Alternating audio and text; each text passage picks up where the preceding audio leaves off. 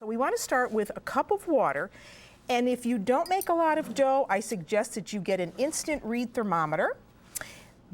And when you put hot water in there, you want to make sure that it registers somewhere between 110 and 115. Then you'll know that it's absolutely perfect. And here we have 2 teaspoons of dried yeast. And you know, when you put dried yeast into water, you activate the yeast. So now it's alive and we can work with it. So you dissolve the yeast in the water, and we're going to do this in a stand mixer. This makes it very easy, or you could do it in a food processor. So the water and the yeast go in. And then we want to have, to flavor this, some fennel seeds. This in Italian is known as finocchio, and it's a vegetable. It has an anise flavor, and the seeds are whole. You see here we have about 1½ tablespoons of the seeds. But I want to release the oils, and so I'm going to put these seeds into a little grinder. They smell great just the way they are, but this is going to give an even more intense flavor. So I put them in a little grinder, and then I just whiz them up a little bit. And that really releases the oils. And now, just going to take this off and put my seeds right in here with the water and the yeast mixture. And now we want a little bit of olive oil for this. So now we have the olive oil and the finocchio and the water and the yeast in our stand mixer. Now we want to add some salt. Here's about 1½ teaspoons of salt. You know, if you don't put salt in a yeast dough, your dough will just run rampant. So you need the salt to control how fast that dough is going to rise. And then we want a little bit of pepper, because this is, as I say, a little bit spicy. So you mix all that up.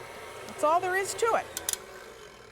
And then you have ready some flour. And this is where you have to be a little bit more cautious about how you put flour into any kind of recipe that you're making.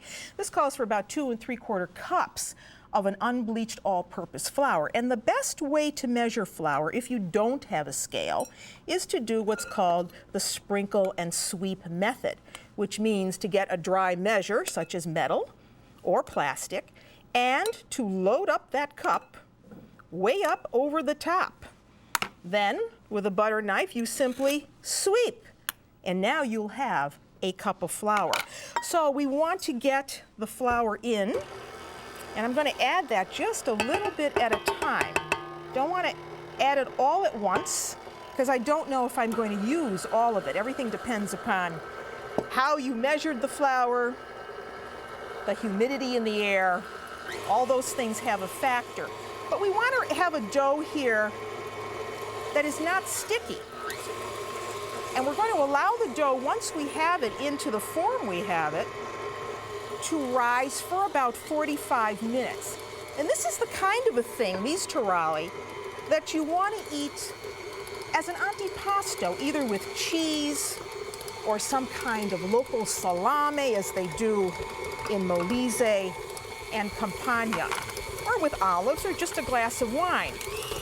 So get your dough going, and I kind of know when I have enough flour in the dough, when I see that the dough begins to wrap around my blade. So I'm going to stop this now and lift this up and just check that, and I can tell it's just a little too sticky. So I'm going to add just a little bit more flour, almost all of that, and let it go again.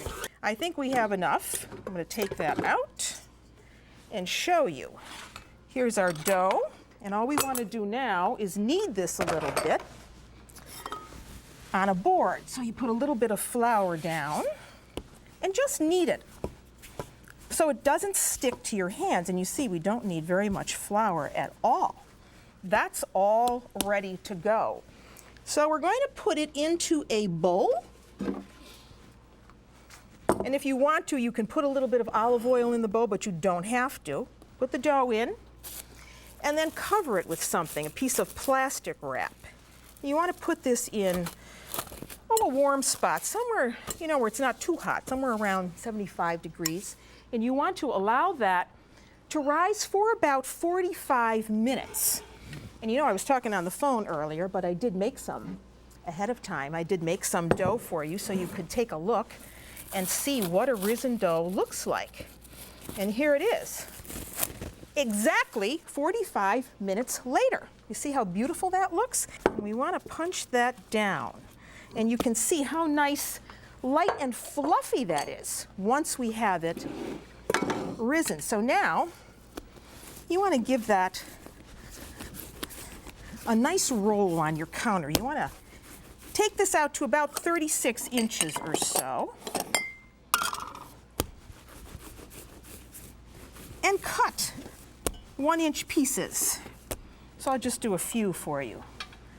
So you cut a few pieces. You can make as many as you want. If you do 1-inchers, you'll have about 18 of these because you have to put 2 pieces together. And then you take 2 of these and you just kind of roll them, see, right under the palm of your hand. You can make them big, small, mini, however. And you see, because we did the dough correctly, how beautiful that just stays. And now we're ready to do the twist. So you take 2 ends and you just twist them. You see, just like this. Twist them together. And then bring those ends together. Make sure that they're tight. And then you put them on a bake sheet, because these you have to allow to rise. Let me do a couple more for you. And this is very quick. Once you have the dough, this goes together very quickly. And the nice thing about these is that not only are they good for antipasto, but you can have these ahead of time in your freezer. You make them, you bake them, you cool them, you put them in plastic bags, you put them in the freezer, and you have them whenever company comes. Now remember, I told you this is like a biscuit, so it has kind of a dry texture. So there's 2. Should we do one more? We'll do one more. You know, and every time I think about fennel seeds, I think about the fact that the ancient Romans loved fennel. They used it in a lot of pork dishes, and you know we still use it in pork dishes today. But they also used it to clean their palate, because obviously they didn't have toothpaste then. So they used fennel as a palate cleanser.